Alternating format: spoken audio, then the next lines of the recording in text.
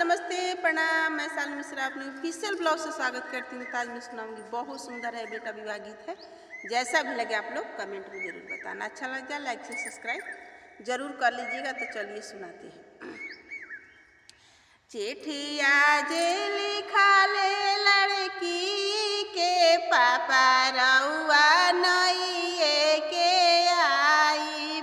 चिट्ठिया जे लिखा ले कवाना समधी रउआ नइए के आई। छोटे आंगना छोटे मारावा रउआ नइए के आई।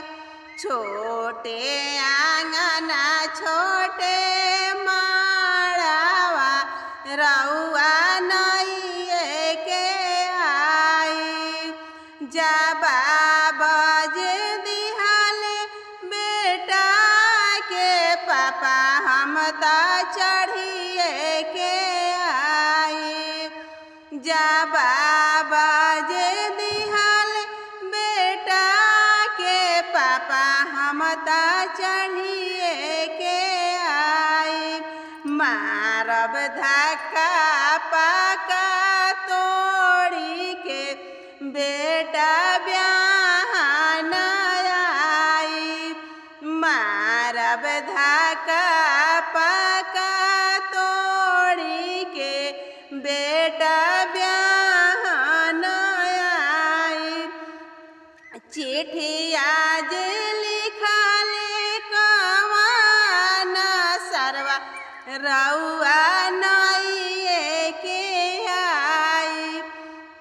चिट्ठिया जे लिखा ले कवाना सरवा रउआ नइए के आई।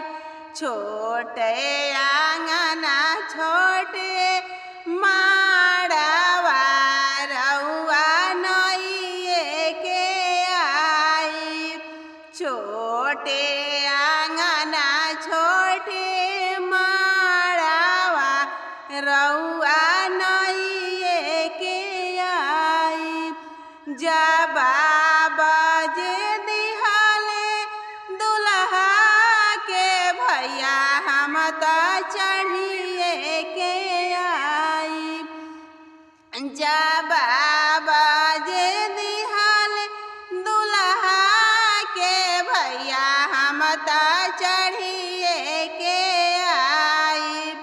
मारब धक्का पक्का तोड़ी के भाई ब्याह न आई। मारब धक्का पक्का तोड़ी के भाई ब्याह न आई। जबा बजे दिहाले दुल्हा के मामा हम त चढ़िए के आई। मारब धक्का पक्का तोड़ी के भगिना ब्याह न आई। मारब धक्का पक्का तोड़ी के भगिना ब्याह